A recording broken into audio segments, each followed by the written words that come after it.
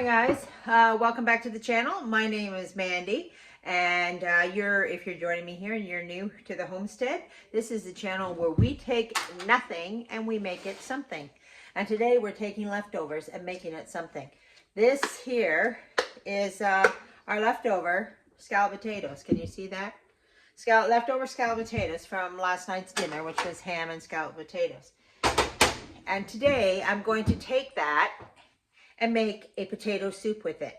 Okay, as you can see, I don't know if you know, maybe one day I'll do a video on how to make scalloped potatoes. But basically, everything that's in this dish is the same thing that is in potato soup. So we're just going to revamp it, stretch it out, and we're going to make another meal out of our little container of leftover potato soup. Okay, first things first, we're going to do the Mandy standard, and that is I cook with butter, especially a cream soup. So I'm going to put a big glob, that's like half a cup of butter in there, and I am going to turn my stove onto medium, and we're going to add some stuff to that.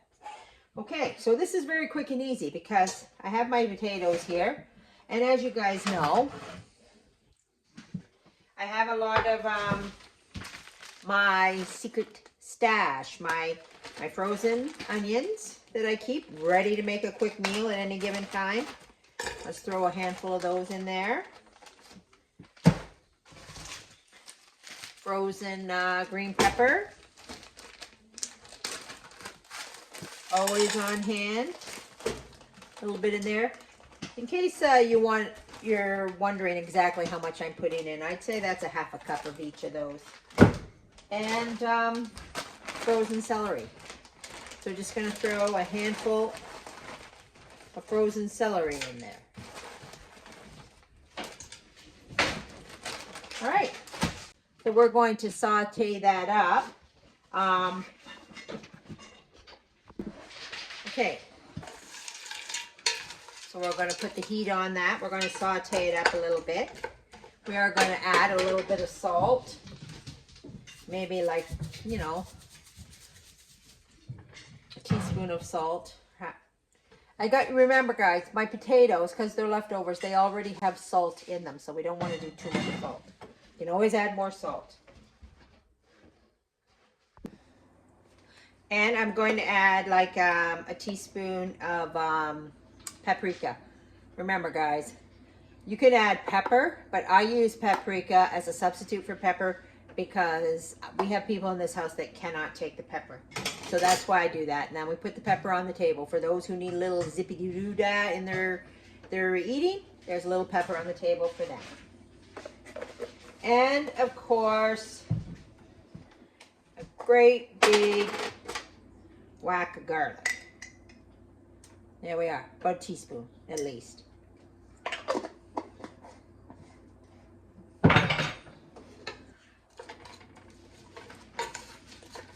We're just going to let that saute for a minute. Well, first of all, to get those vegetables thawed, softened up, and simmered. Saute is, I think I've mentioned before, it's a little more like, you know, soaking up all that butter. But it is actually sauteing. Okay, so while that's happening, these potatoes in here are a little bit big. See, they were scalloped potatoes.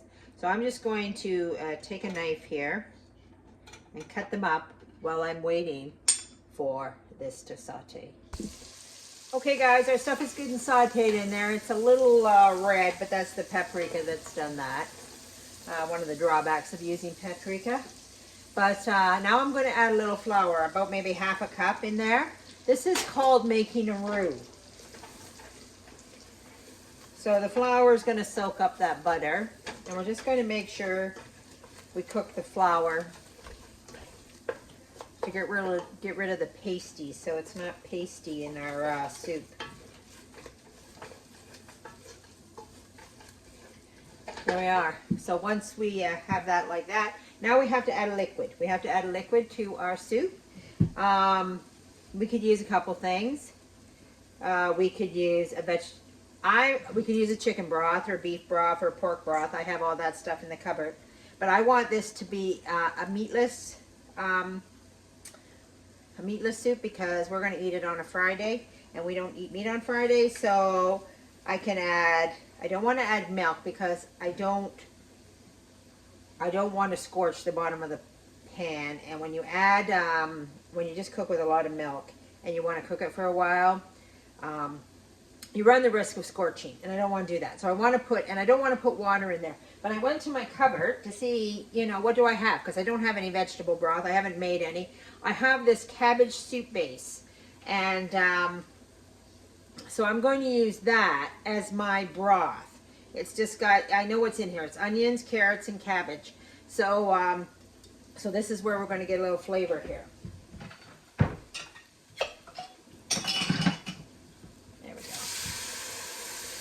Now we'll just mix that. This is called, guys, taking what you have and using it.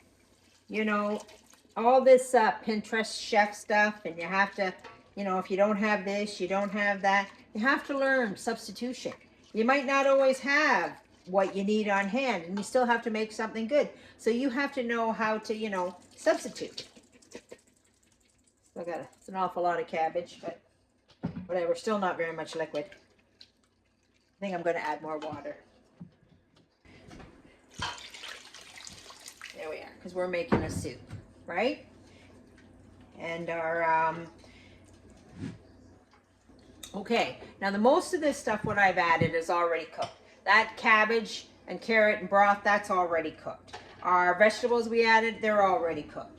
Our potatoes here that I've mushed together, it's already cooked. So I'm just going to add that to this. And these potatoes, they also have a thickening agent in them too, because when you make scalloped potatoes, you thicken them.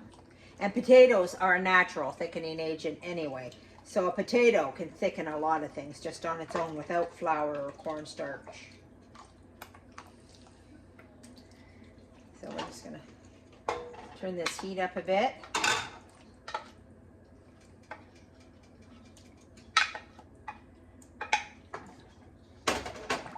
It's still really thick. Like really, it's still really thick here.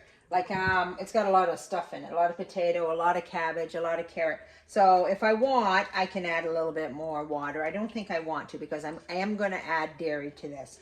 I'm going to add some milk probably. I do have cream in there. I might add cream. We'll see how much I have. You can add any dairy. This is how you have to, you have to know how to wing it. Like you can add sour cream. If all you had in your fridge was a thing of sour cream, you can use the sour cream. You can use the regular cream. You can use the milk.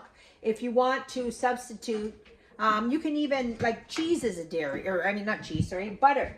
You can add more butter because that's a dairy, right? So you want to put the dairy in your soup because that's what makes it cream, but you can use anything. There is no right or wrong, guys. You're cooking for a whole lot of people and you need to fill them up. You need to use whatever you have and you need to go with it. We'll let that cook for a little bit. Okay guys, look at our soup. Smells great, looks great, everything is amazing. We're just going to add a little bit of cream in there. I could add a little more cream. I could add some milk. Yeah, a bit of milk here. Milk in the bag. There we go. It's all done. There you have it, guys. This is called your 15-minute dinner. And basically, oh, I know, one other thing. How could I forget my chicken bouillon?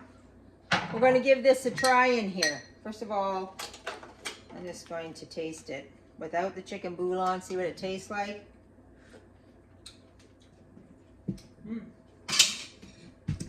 It's tasty, but it does need a little zip. It does need something. So, we're going to add 2 tablespoons of our chicken bouillon. See what this stuff tastes like, guys. And remember, there's no chicken in that. It's really vegetable. So there we have it. 15-minute dinner.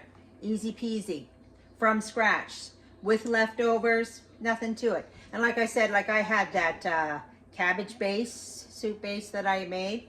You don't have to have that. You could just use water. You can just use water and your little chicken bouillon. Let me taste it now again. I'll use that spoon. See what the difference is. Yeah, that's good. That's really good, guys. And that's our Friday dinner for tomorrow. So I'm just going to pop a lid on that and put it in the fridge. And it's all done. It's all ready to go. I don't have to think about dinner for tomorrow night. All right, guys, that's it for today. Where we're saving the world one bowl of soup at a time. And you can too. Remember, it's not that hard. Get in the kitchen and rattle them pots and pans. Okay, guys, we'll see you next time on the Catholic Homestead. Have a good day and God bless.